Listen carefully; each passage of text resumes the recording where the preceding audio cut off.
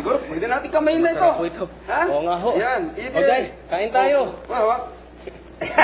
Kamusta ba ang sayawang kagabi? Masarap ba? Masarap nga. Ay, asan na yung mga kubyertos, oh? Ang mga mainom natin dyan. Tamang-tama nga ho eh. Gutom na rin po ako. May ginabang kape dyan si, Betty? Ito.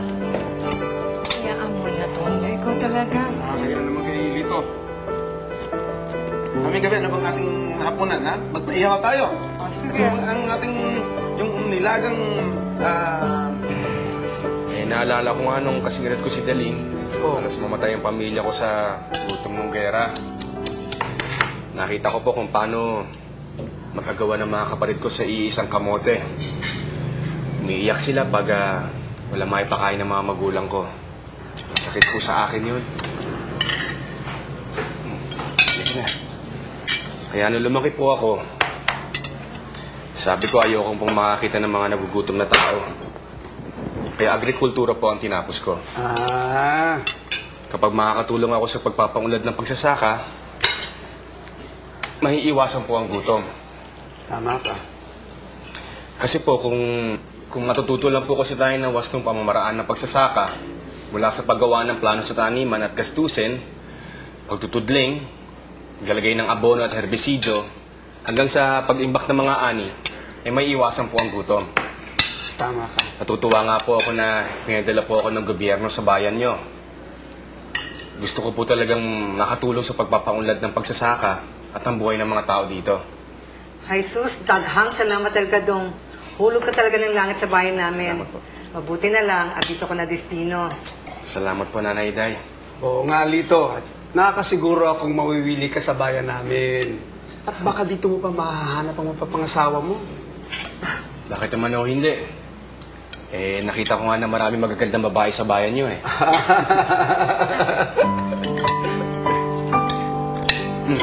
Tikman mo yung itik na yan at gawa niya ni Inday. Itik po ba ito? Ang sarap po. Sarap. Tay, kain. Daling! Mayor, Po! sabi Asa na dagang bang bata salamat yan? ha. Tanghali na, oy! Po, Pang! Ay, sus. Sinis na. Day! Ano ba yan, Black Nino? Labas pa yung half slip. Ikaw, hindi ka na bata. Sige na, mahuli ka naman sa klase. Po, Mang. Magagalit na naman ang maestra mo sa'yo niyan. Sige na. Pang, baon ko po. Oh, Sang pera? Pang, bibili ba po ako ng duhat? ay party ko yan sa parusa ko para magtanda ka. Pang naman. Day, Sonia. magandang umaga sa'yo. Saan ba eskwela mo?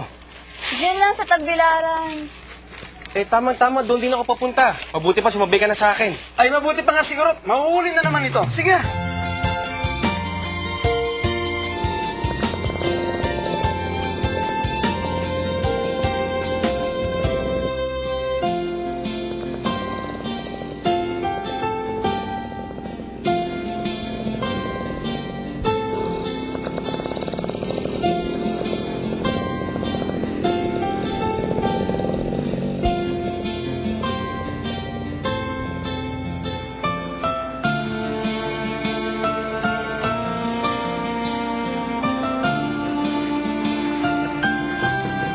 Daghang salamat.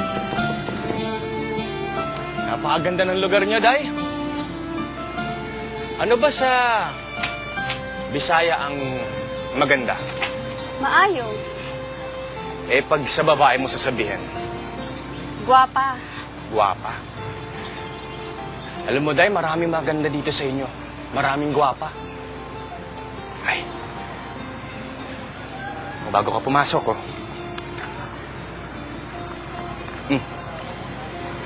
Naku, wag na. Nakakahiya.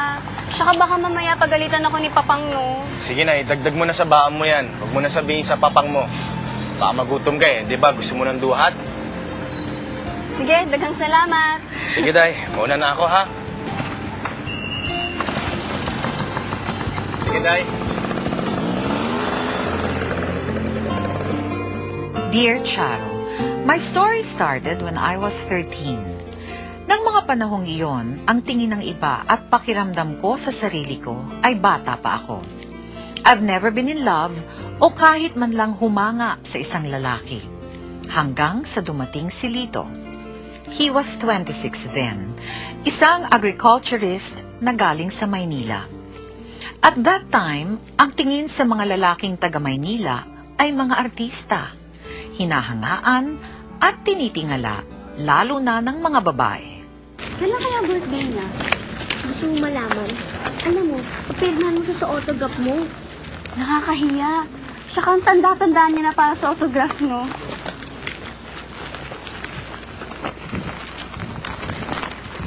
Uy! Di ba si Lito yun? Nongberto, sandali lang!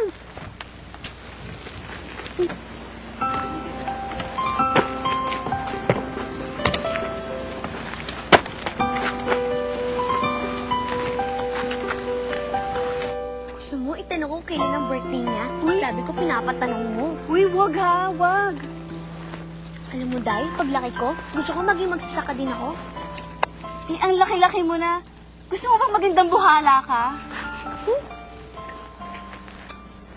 Uy, Day, tinitingnan niyo tayo, oh. At niningitian niyo pa tayo. Ano mo, Day? Halika na nga, Denny. Halika na. Ah, Roberto, sandali lang.